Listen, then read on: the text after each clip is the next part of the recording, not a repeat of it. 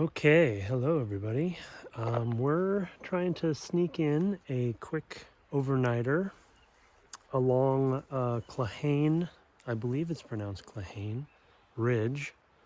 We are here at as you can see, the Lake Angeles Trailhead, which is going to go that way, I believe, and we're going to come out that way and we're going to do a loop. So if you can look right over there, you can see the Heather Park Trail. The sign is in the distance there. So we're going to be going up that. And my memory of that trail is that it's actually fairly steep. So I planned today, it's October, so it's a late season-ish hike. I knew I was going to get a little bit of a late start. I think it's about 1 o'clock. So I actually planned for that because I knew it was steep from the last time I did this loop.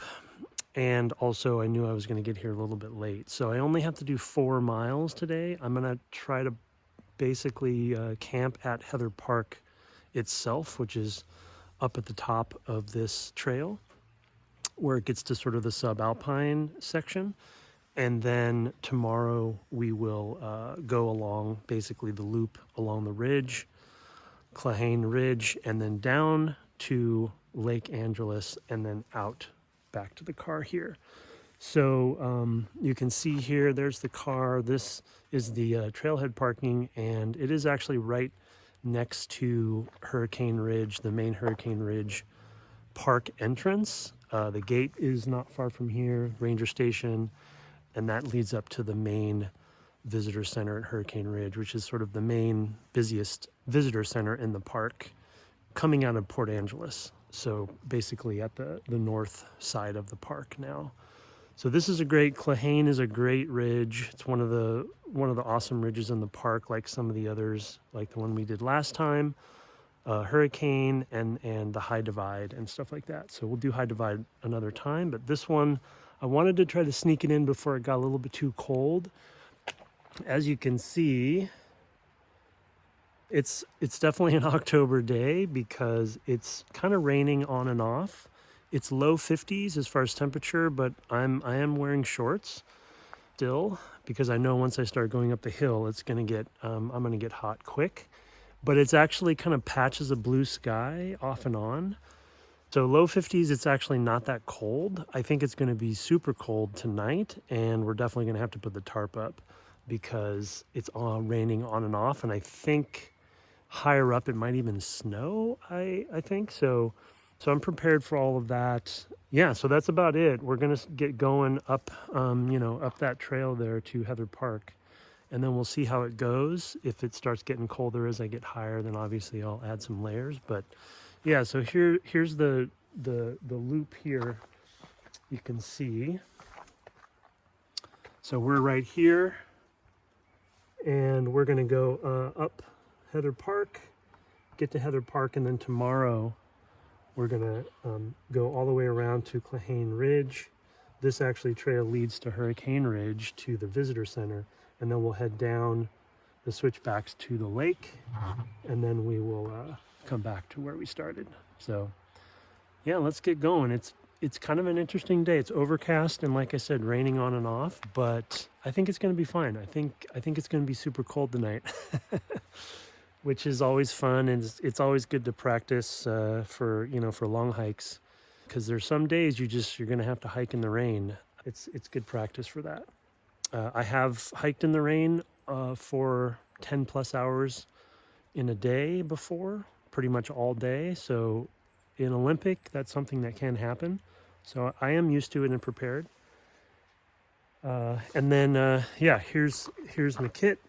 There's the kit there. We actually didn't bring a stove this time because it's a burn ban.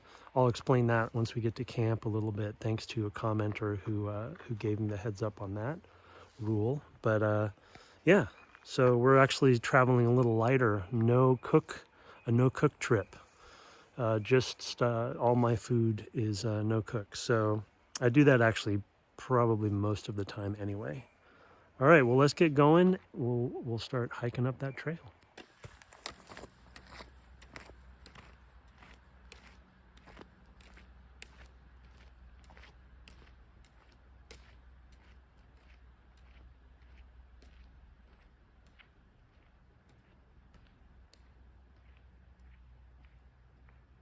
All right, so here's the trailhead sign. It's actually quite new and fancy. So yeah, 4 miles up to Heather Park. It is about 1,000-foot gain a mile. It's almost 4,000. I think it's over 4,000 feet for this to Heather Park. So a little bit steep with that incline. And yeah, you can see the rest of it. More cougar warnings. So that's always fun. But yeah, there's the trailhead back there. So let's get going. So the first 4 miles and 4,000 feet is really just forest hiking. Today, obviously, because it's overcast, it's actually nice to be hiking. I am still in shorts and I do have an upper insulation layer on, but I'm actually already a little too hot for that. So once you get going, the chill really goes away. It's about 50 degrees. But yeah, it's a very quiet trail, as you can see. Haven't seen anybody yet, but be going up that ridge. And I'm actually trying to take my time because it's short and I'm not on a clock this time to get to camp at Heather Park. So I'm actually taking it at a pretty easy pace. I would say I'm technically still conditioning this season, so I don't want to push too hard. And I should be fine on daylight, even though it is October.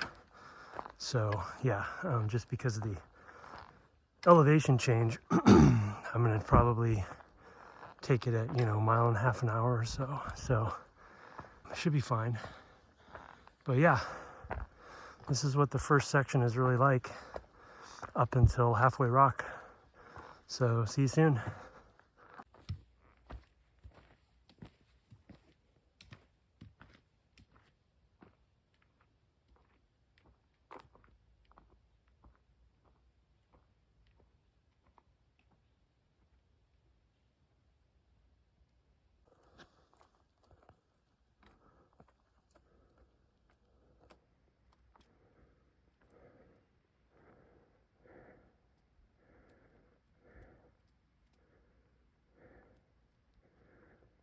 Hey there. I don't have anything for you, but you got something already. Oh, excuse me.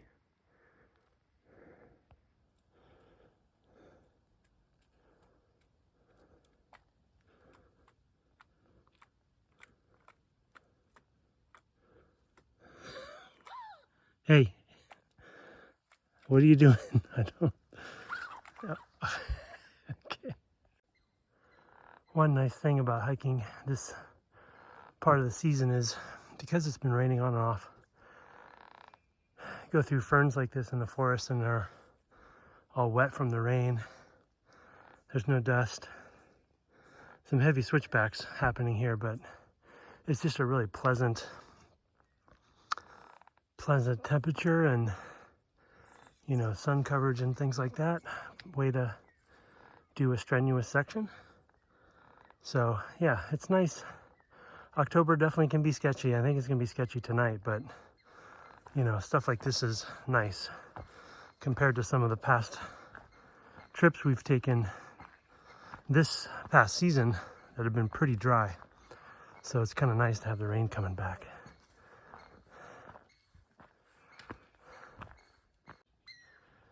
And interestingly, you can see blue sky trying to break through.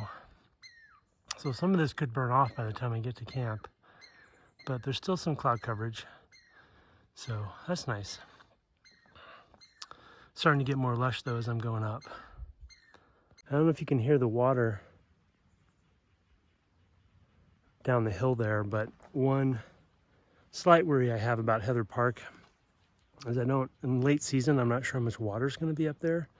I don't remember from being there last time what kind of streams are up there. So I did pack in some water, but I'm a little worried I won't have enough.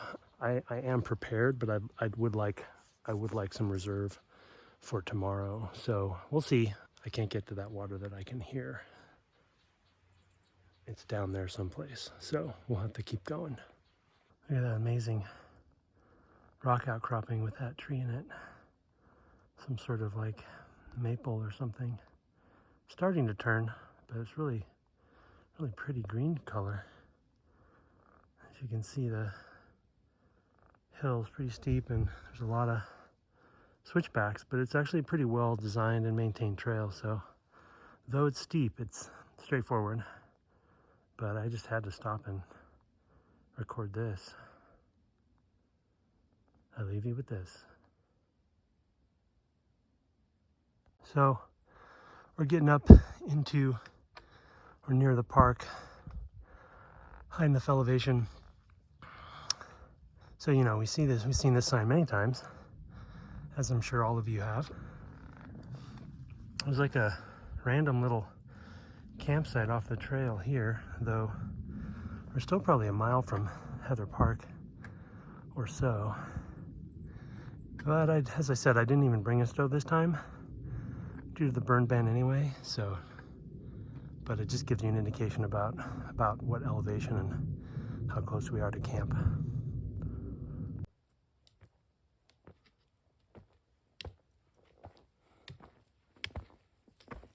Wanted to show you behind me.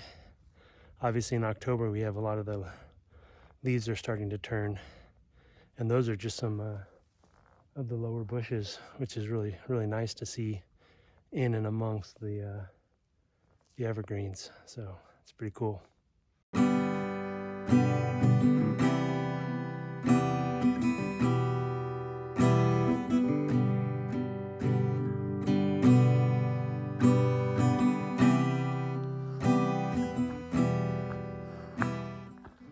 How cool is this? You know, I think this actually might be the huckleberry bushes too, turning. So it's pretty neat to be walking through them as they're turning.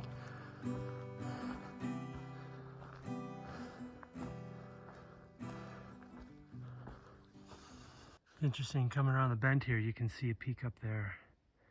I think that's called Second Top. I don't remember. I don't think we're gonna go up there, but we might be going kind of around it to get to the ridge. But at least we're starting to see some alpine. Yeah, subalpine and alpine. So we're getting there. Oh, and also at the same spot, I just looked up and realized blue sky. So we've gone through the clouds and we're getting to kind of past them. So that's pretty cool. Oh, and then I look down and look at this. Man, that is beautiful. Red. I only see that this time of year. Very lucky. So onward. There's just nothing cooler than hiking all the way up into the mist like this. I don't know if you can see it, but as I'm hiking forward, I'm going through it and it's kind of, you know, flowing around me. So it's kind of nice. Okay, so we're basically at the beginning of the park, I think. Look at all the yellow though. And water. Now I remember this stream from before. Still running, so that's good. So I can come back here if I need to, but there's probably a source as well up further. But this is the beginning of the subalpine section, but I don't usually come up here obviously in October, so I never get to see these colors, but holy cow, look at that. All around. So nice. But water's good. Done with those switchbacks, I think, and still a little ways to go, but I think we're basically here. Yeah, so we are super here, actually. This is the park, I think. As far as campsites go, it's not very big, just so people know, but there is this stream nearby, so it does have water. There's no privy, there's no bare wire or anything like that either, so be aware of that. But yeah, so there's a site right here, small one, and then over there across the creek there's another one. I'm gonna head up further to see if there's others and if anybody's here, but I don't really think there will be anybody here. It's about 4:20 and the mist has definitely come in, and I think it's going to be quite a spooky night up here. I think I'm the only one as usual here, so either of these would be great. That one over there I think will be really good. So we'll see where I end up. Yeah, so there's actually a couple more sites. This one's a little bigger for 2 tents. And then I think there's one maybe through there. So I don't know, 4 or 5 sites. Anyway, yeah, so there's some spots. But I think heading up that way just kind of goes back over to the saddle and the ridge later, which we're going to be going that way tomorrow. But I'd rather be near the water than over here. So I'm going to explore a little bit more and then head back. Holy cow, look at this. I went up a little bit further and saw one more campsite trail, and then I came around the bend and there's this old structure, foundation. I guess it's really just a campsite they've built up over time, but I mean, it's a really nice campsite and it'd be super protected from the elements. It's already nice rock wall, so there'd be no wind, but wow, this is unexpected. You can't have fires though, so it sort of defeats the purpose. Chimney? I mean, was this a structure at some point? I don't know. I don't really see wood left over, but somebody spent a lot of time on this. Must have been maybe pre the park, but there's like multiple places to cook. That's wild. And then it kind of goes up and down over here. It's quite built up, and then there's a little camp spot there. But honestly, not only is it not near the water, but this is probably crawling with rodents.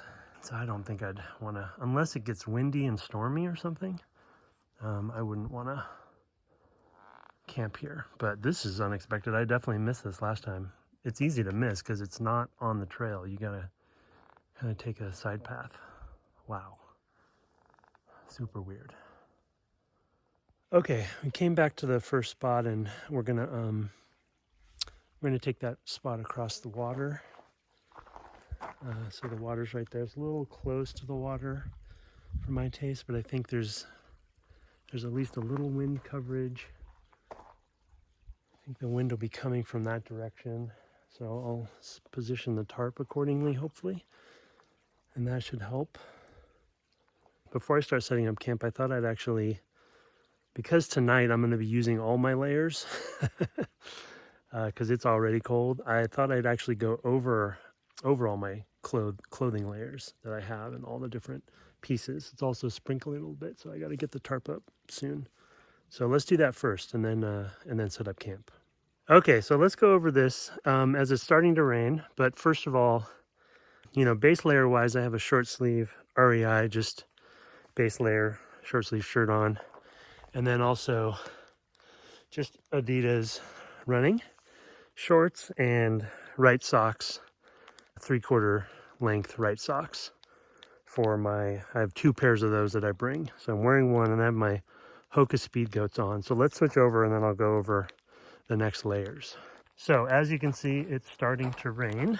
You can hear it on the ground cloth, so I definitely need to get going here, but it's not too bad yet. I need to put all these layers on. So yeah, so I have 2 warm base layers for sleeping really only. I don't hike in them. And those are both REI, just, you know, base layer, synthetic, you know, long pants and long sleeves for there. And then that's my sun hoodie that you see me wear. That's an Outdoor Research sun hoodie that pretty much is on all the time, for sun, for cold, for bugs, for everything. That's over my short sleeve shirt. And then I have an Outdoor Research hybrid insulated hoodie for the next sort of layer. That's the first layer of insulation.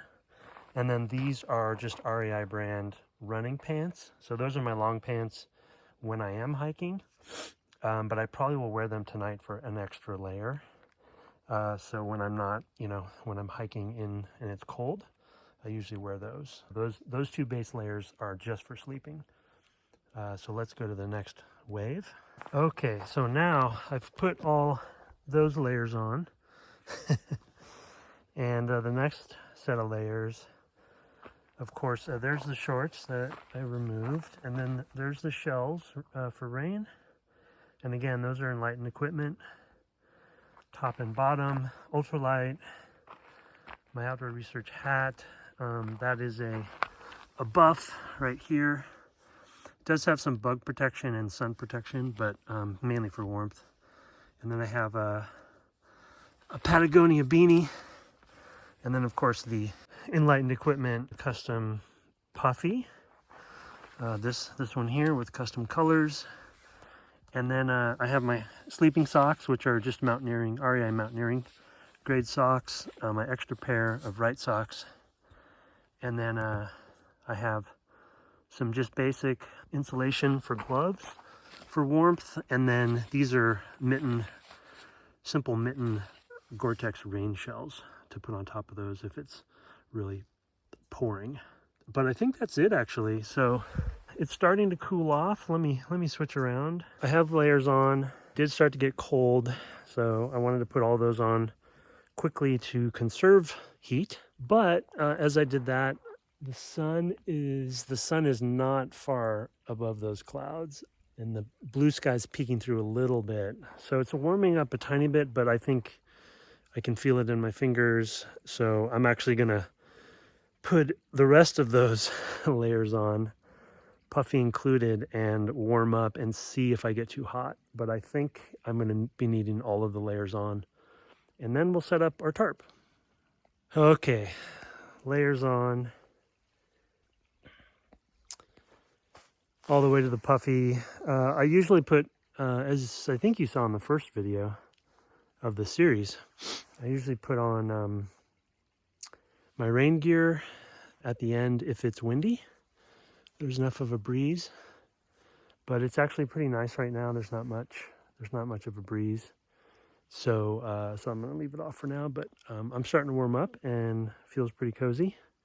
So let me explain a little bit of the tarp, and I will attempt to film the process, though we'll see how it goes. So seeing that we are at camp and it is not even 5 o'clock, just about to be 5 o'clock, we have plenty of time before the sun goes down. I thought I'd take the opportunity to, go over the clothes and then go over tarp stuff. There's the rest of the gear. So I don't really, again, ultralight, don't have much. So because I am not taking a stove this time, the place where I usually put my bot, the cooking pot and fuel in the side pouch right here,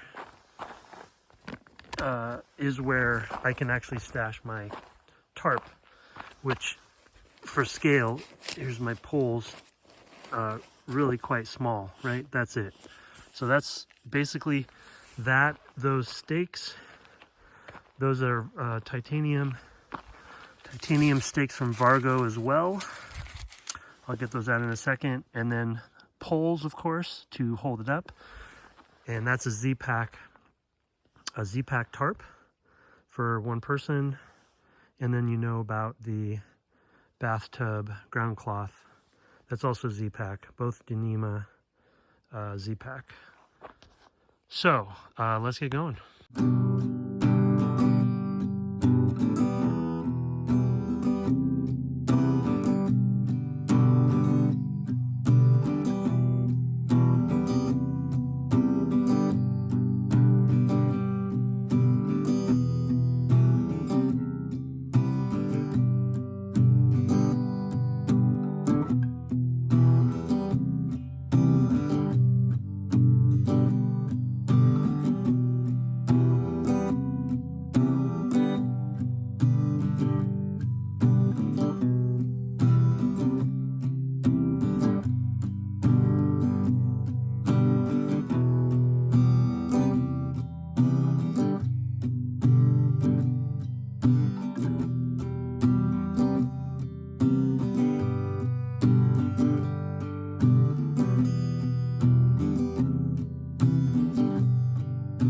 Okay, tarp is up. Wanted to talk about it a little bit, but I think it's in pretty good spot, pretty good. I'm a little bit rusty, but let me switch around and then talk about what I just did. So yeah, this is the Z-Pack. It's basically a single person tarp, and there it is. I use my 2 poles, of course, and then the guy lines are from Z-Pack as well. I think it's a 50-footer cut up and then attached. I don't use any guy line hardware. I just use pretty fancy knots that I learned from Andrew Skirka. I'll link his YouTube video going over it, but this is a hitch knot, I believe. If I got that wrong, I will correct it in text. And it is a really fancy knot that allows you to very quickly adjust the length and tension of a guy line without any hardware. I showed you, setting it up over here. And so you go down through there, through that loop, and then tighten it.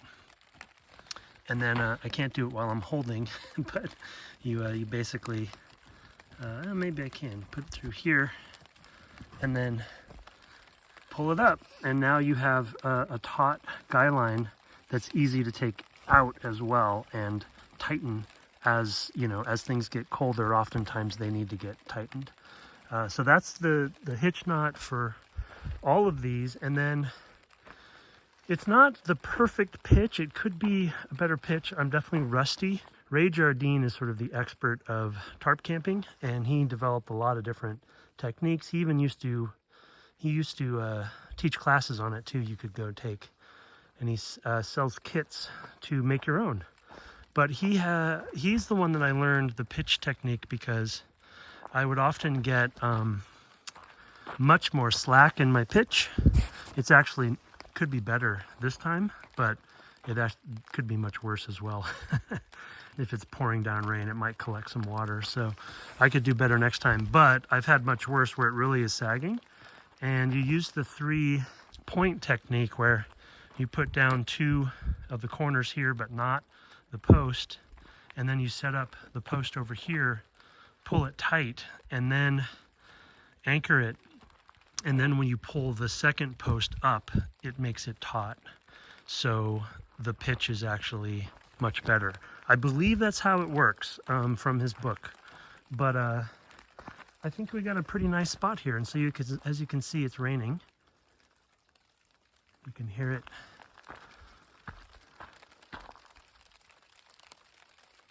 You can hear it on the tarp, and like I said, the pitch could be better. I think Ray would be disappointed in me, but it'll definitely be fine for tonight. And it's very secure from wind as well.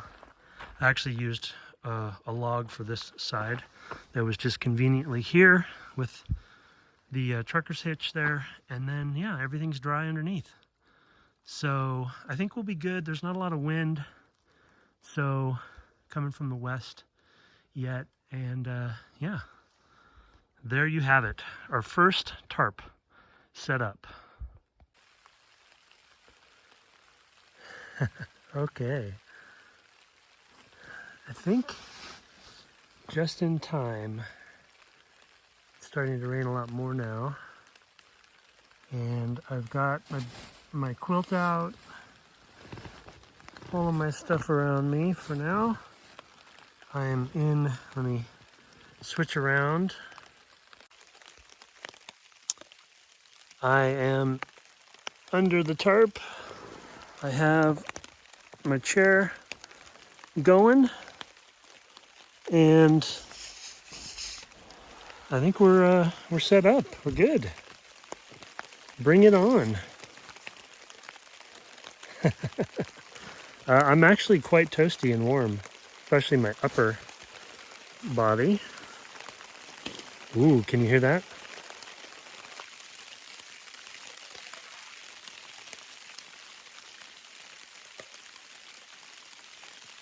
Love it. Love it. One of the cool things about this Dyneema fabric is it's built to be strong, but it also has some transparency, so some light gets through, as you can see. Some of the other materials don't have that, so I do appreciate that. You can actually see some of the sunlight coming through, but it is 6 o'clock, so I guess I'm turning in. It's raining too hard. Do some reading or what have you, but I think this spot's pretty good. I'm going to switch around one more time here. So one of the things to look out for, obviously, that I always look out for and have failed at times is, you know, when it does rain like this and say it will pour tonight, you can see some of the water run off there. If it starts to pool, where's the water going to go? And I think it's going to go, there's a little bit of a downhill here. So if it really does pour, then it should drain down. And so this, you know, this ground cloth is Dyneema as well. And, you know, will help with some of that. And it is a bathtub. Ooh, yeah, it's already starting to pool. And I think my pitch could be better, like I said. Ray would be disappointed in me, but I think it's going to be fine for tonight. It should hold pretty well. But yeah, what you don't want is the water to pool underneath your ground cloth, which I have had happen before, and you're basically sleeping in a puddle. Which my quilt would still keep me warm, and I have my pad underneath me, so I still would be fine, but you want to try to avoid that. So now we can see the water kind of hitting, and we'll see how it goes. I'll keep you posted. I did want to talk a little bit about tarp stuff now that we have seen the tarp. You know, obviously some of the pros and cons are going to be pretty obvious.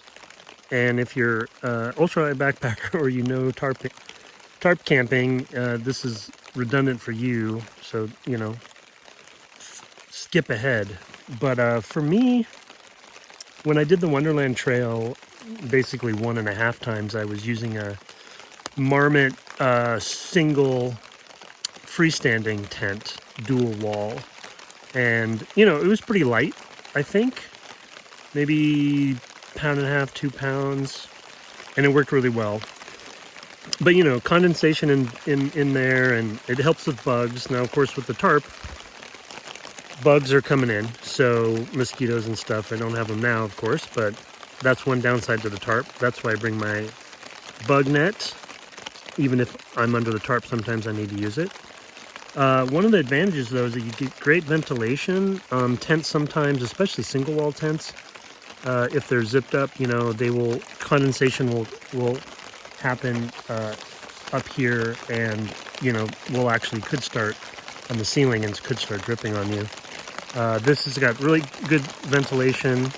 They're very versatile, I've noticed too, as I've started using them, and everyone who uses a tarp knows this, but I've set it up into storm mode, as they say, where I actually put the edges on the ground and stake those edges in. And I've actually staked one side down too when I was doing a coastal trail in Olympic on the beach. So the wind coming from the ocean, you know, was basically going over the tarp. So basically locked it down, so only one opening. So you have less room, but it's really, really cozy at that point. And here I chose to give myself some gap. And the nice thing about that is that, you know, just like cowboy camping or tentless camping, shelterless camping, like I usually do when it's not raining, you still feel like you're sleeping outside, right? Because you really still are. I'm still on the ground. And then let me switch around. And then the other thing I love about it, which you do get with regular tents, of course, too, even when they have bug netting, because they have windows and doors and things. But, you know, Z-Pack and a few other companies have some really, really nice tents that are made of this same stuff. Super expensive, but really nice. Is that, you know, I'm laying here with my quilt, sitting here in my chair, and that's my view during a rain, you know, while it's raining, which I love as well. So I still feel like I'm, you know, kind of outdoors, but I'm not being rained on. So yeah, some pros and cons of tarps for me. Oh, and then one other thing I'd say is that they're also very versatile as far as where you can put them. I did this as a freestanding, but you know, you can attach them to trees, to other structures around. You can have multiple people underneath them. So if you know what you're doing with knots, they actually have a lot of different options as well. And as you can see, the water is not pooling. I think that much, a little bit there, but I think actually this ground is pretty porous, so it doesn't build up very quickly, and it's running, I think, underneath, so I think I'm gonna be okay. Fingers crossed. We'll see you in the morning.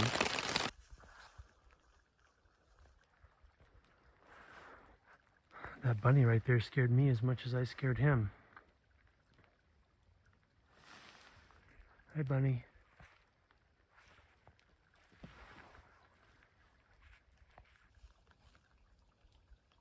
Hi. Man, you're a big bunny.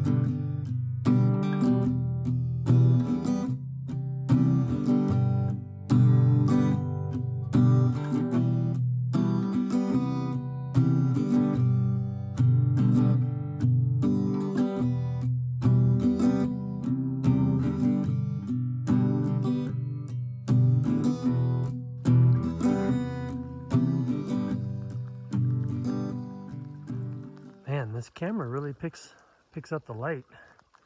It's very dark for me. I do have a headlamp on, but I'm just kind of looking around and getting some water.